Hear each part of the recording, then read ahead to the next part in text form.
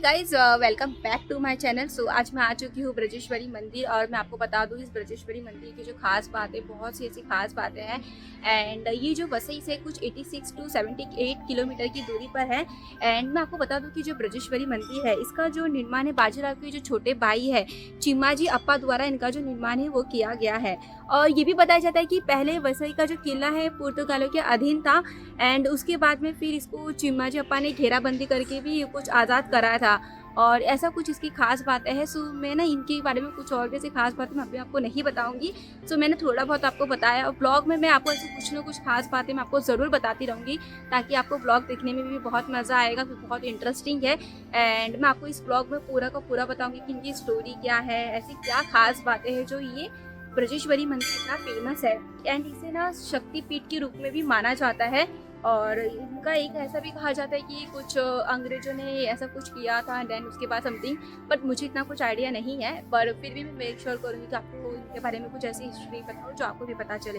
सो चलो मैं आपको वीडियो की तरफ लेके चलती हूँ। एंड प्लीज़ मेरे चैनल को बहुत बहुत सपोर्ट करिए ताकि मैं आपके लिए ऐसी ही वीडियोज़ हमेशा लेके आऊँ एक नई प्लेस पर, एक नई जगह पर। तो चले हम वीडियो की तरफ।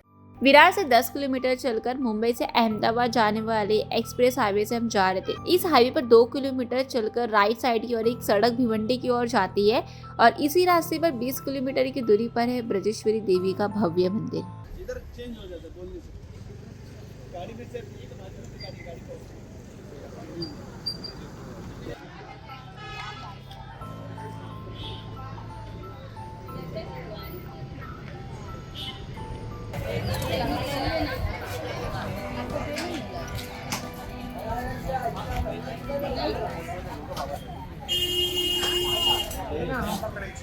नहीं रे बाबा, बेनी कहाँ दिया इसने? तीन मूर्ति का है और तुझे दिया नहीं है बेनी।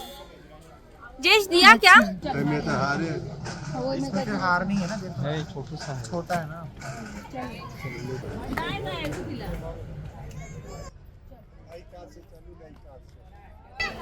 नहीं वो साइड से भी चलोगे तो भी चलेगा।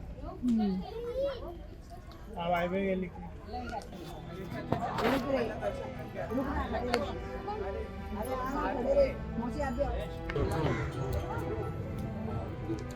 मंदाकिनी पर्वत की तलहटी के सुरमई वादी में एक छोटी पहाड़ी पर कुल 52 सीढ़ियों को चढ़कर हम सिंह द्वार को पार कर मंदिर के प्रांगण में आखिरकार प्रवेश कर ही लेते हैं।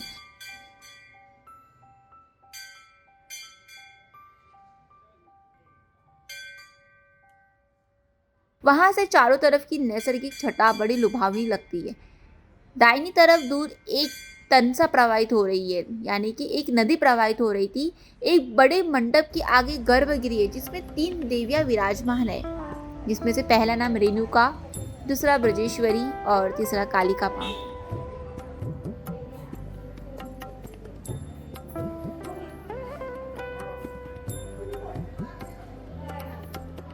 तीनों ही मूर्ति संगमरमर की बनी हुई है। वहाँ के पुजारी बड़े ही मधुभाषी, तो बहुत प्यार से बात करते हैं। उनसे ही हमें बात करके पता चलता है कि वे गिरी गोसाई संप्रदाय के हैं और इसी संप्रदाय द्वारा मंदिर की गतिविधियां संचालित होती चली आ रही सदियों से।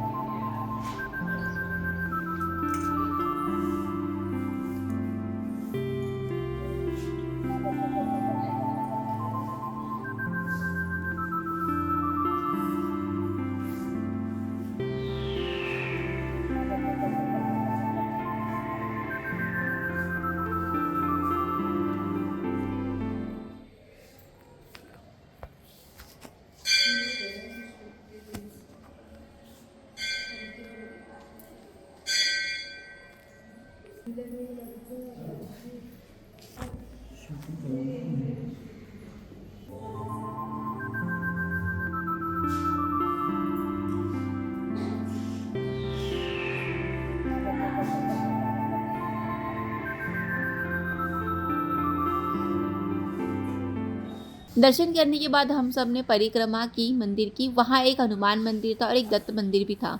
पीछे कुछ दूरी पर गोसाई संप्रदाय के कुछ संतों की समाधियाँ भी हैं। चारों तरफ का प्रांगण साफ सुथरा, पत्थर के फर्श और कुछ जगह पर टूटा फूटा भी है।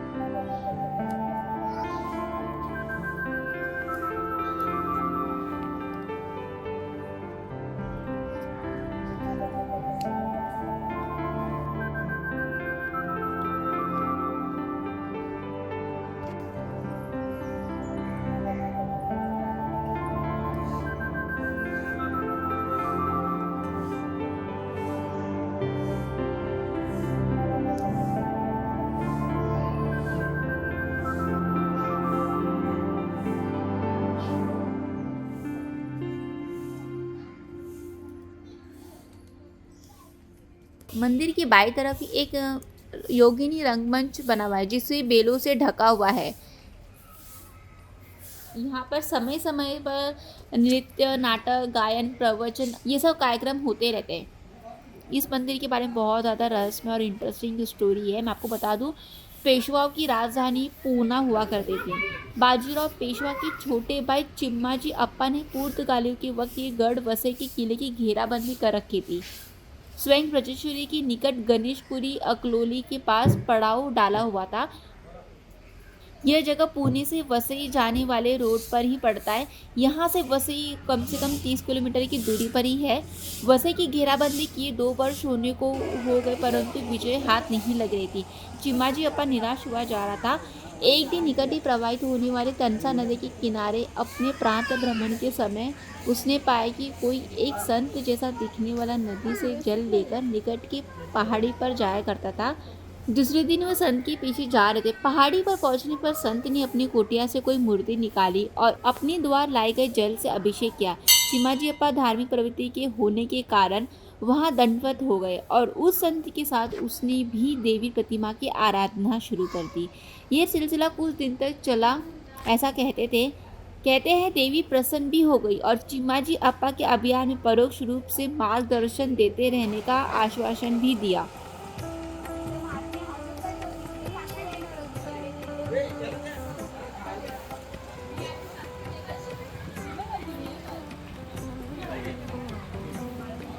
या मंदिर में पूजा करने के लिए पुणे से गिरी संप्रदाय के पुजारी को नियुक्त किया जाता है और यहाँ गिरी गोसाई संप्रदाय के पेशवा को ही दरबार में अच्छा यहाँ के लोगों का दबदबा है। वहाँ पर ऐसा कहा जाता है कि नहीं रखा जाता है तथा इन्हें उच्च पदों पर भी रखा जाता है, ऐसा यहाँ पर कहा जाता है।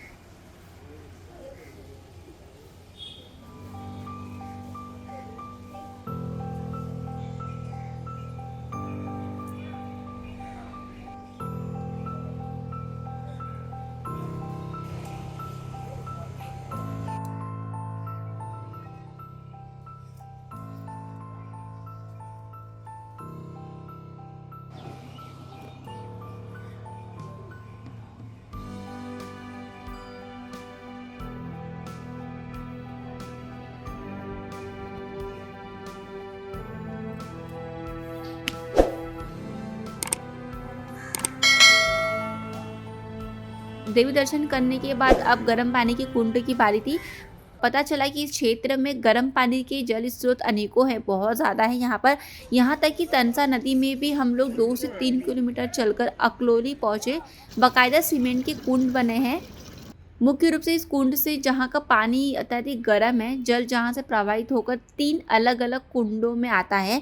इन कुंडों के गर्म पानी में ऐसा कहते हैं कि औषधि मतलब दवाई के गुण पाए जाते हैं तथा अनेक जो भी हमें बीमारी होती जैसे कि चर्म रोग के लिए गुणकारी होने की ऐसी मान्यता है यहाँ पर। अगर आप ऐसा सोचते हो कि छुट्टी के दिन ही आना है, बट ऐसा नहीं है। छुट्टी के दिन नहीं आने पर भी यहाँ पर बहुत अच्छी खासी भीड़ रहती है।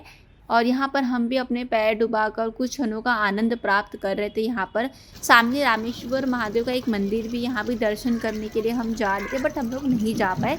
मैं नेक्स्ट टाइम वो ज़रूर आपके लिए ब्लॉग बनाऊँगी।